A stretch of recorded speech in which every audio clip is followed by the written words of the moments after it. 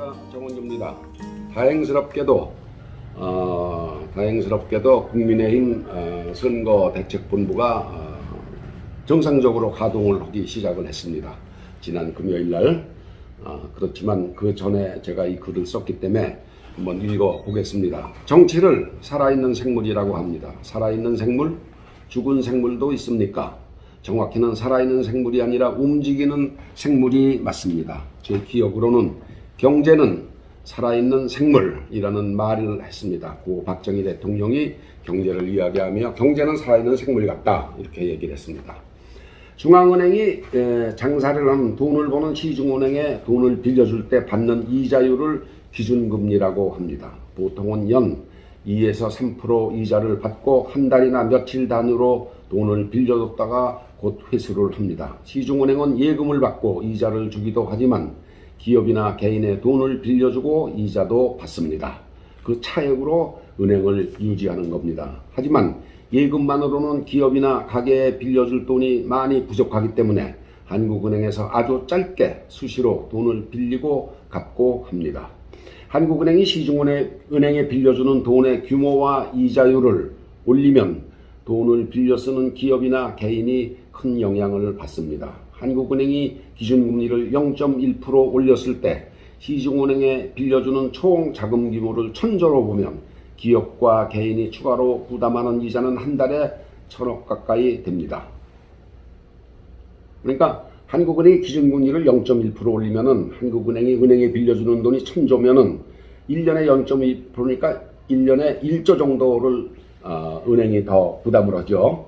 그러면 이제 한 달에 한 1,000억 가까이 됩니다. 이렇게 기준금리를 0.1% 아주 조금 살짝 올렸을 뿐인데도 대출받은 기업이나 개인의 이자 부담이 한 달에 1,000억이 늘어나는 겁니다. 결코 작은 금액이 아닙니다. 그래서 한국은행이 0.1% 기준금리를 올렸다 내렸다 하는 게 개인이나 기업에는 엄청난 부담이 되는 거죠. 아무튼 박정희 대통령은 중앙은행이 시중은행에 빌려주는 기준금리를 0.1% 콕 하고 살짝 올렸을 뿐인데 저 아래 기업과 가게는 엄청나게 몽둥이로 얻어맞는 충격을 겪는다는 그 원리를 잘 알고 있었던 겁니다. 매달 1,000억 원이 중앙은행에 추가로 빨려 들어가면 시중에 도는 자금이 엄청나게 줄어들겠죠. 사채이자가 뛰고 기업도 이자를 더 내야 하니 수익률이 떨어지고 대출받은 가게도 추가 이자 부담에 죽을 지경이 됩니다. 경제라는 게 이렇게 살아 움직이는 생물이라는 겁니다. 밑에 참모들이 말하는 원리를 잘 알아들었으니까 박정희는 참 똘똘한 대통령이라고 할 수 있습니다. 그런데 이에 빗대서 정치도 살아 움직이는 생물이라고 합니다. 정치가 살아 움직인다. 이게 무슨 말일까요?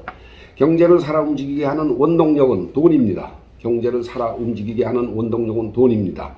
돈을 많이 벌려고 하다 보니 누가 시키지 않아도 경제가 움직이는 겁니다. 돈의 매력은 구매력입니다. 돈이 아무것도 할 수 없는 사임당, 신사임당 그려진 5만원짜리 종이 조각에 불과하다면, 그걸로 아무것도 할 수 없다면 누가 돈에 그토록 욕심을 내겠습니까? 돈으로 하고 싶은 것, 할 수 있는 것이 세고 널렸으니까, 우위력이 있으니까 너도 나도 돈 하고 돈을 벌려고 뛰는 겁니다.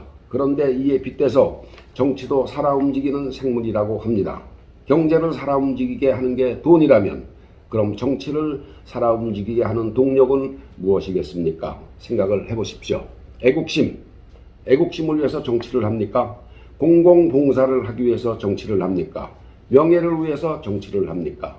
지위를 높이기 위해서 정치를 합니까? 권력을 갖기 위해서, 또 돈을 벌기 위해서, 인간관계를 위해서 정치를 합니까? 일욕심, 또 생계, 먹고 살기 위해서 정치를 합니까? 이게 모두 합해보면 그 밑에는 욕망이라는 게 있습니다. 좋은 욕망, 나쁜 욕망이죠. 사람마다 비중이 다를 뿐입니다. 하지만 애국심, 공공봉사, 명예, 지위, 권력, 돈, 인간관계, 일욕심, 생계, 이 모두 욕망인데 그 바탕은 전부 다 욕망이라는 겁니다. 욕망, 바로 그것입니다. 거룩하건 야비하건 건설적이건 파괴적이건 정신적이건 물질적이건 정치는 욕망을 실현하는 수단입니다. 욕망의 내용이 개인, 정당, 단체별로 제각각이기 때문에 이것이 서로 부딪히고 합하고 그래서 불꽃도 튀고 샴페인도 터뜨리고 하는 겁니다. 정치인은 욕망, 그 중에서 추한 부분은 결코 남에게 보이지 않습니다. 항상 공공이익으로 포장합니다. 돈 벌기 위해서 정치한다는 얘기는 한 놈도 없습니다. 명예도 갖고 싶고 돈도 만지고 싶고 권력도 즐기고 싶지만 입으로는 항상 정의와 상식을 내세웁니다. 이준석 국민의힘 대표가 시쳇말로 잠수 타는 것도 아니고 사보타지도 아니고 이상야릇한 행보를 보여주고 있습니다. 지금 제가 이걸 촬영하는 오늘은 이게 끝이 나서 선대위 출범식에 참석도 하고 여당을 상대로 강력한 투쟁을 하겠다고 해서 다행입니다만 이준석 행보가 잠수 타는 것도 아니고 이상한 행보를 보여줄 때 저는 이런 생각을 했습니다. 흡사 전투를 앞둔 항모전단의 몇몇 구축함 중 한 척이 임무를 저버리고 나홀로 항로를 벗어나 독자작전을 펼칠 기세로 저는 봤습니다. 함장이 육지에 올라가 신문방송에 전단의 작전을 강력히 비난을 했었습니다. 이걸 어떻게 해석해야 합니다. 지나간 일이긴 합니다. 이준석 대표는 심지어 대통령 후보의 부하가 아니라느니 후보 측근 중 몇몇은 지방선거를 생각하고 있다느니 하는 발언을 거르지 않고 쏟아냈었습니다. 이준석 스스로 지금 자기가 하는 행동의 배경이 무엇인지를 설명하고 있습니다. 모쪼록 큰 충돌 없이 수습되기를 바라지만 수습이 됐습니다. 만에 하나 선거에 장애가 된다고 다수가 판단하면 자르고 가는 것도 방법입니다. 이렇게 하면서 천만다행입니다. 20대 30대 청년들이 꼼수의 왕 이준석을 바라보고 국민의힘을 지지한 것은 결코 아닙니다. 정의와 상식과 공정이 없는 이준석 표 젊음은 바람에 흩어지는 구름 같습니다. 이준석은 앞서 이야기한 정치를 살아 움직이는 생물이라고 하는 근거, 그 중에서 어떤 욕망을 갖고 정치를 하고 있으신지 다시 한번 찬찬히 자기 행동을 되돌아 보셨으면 좋겠습니다. 감사합니다.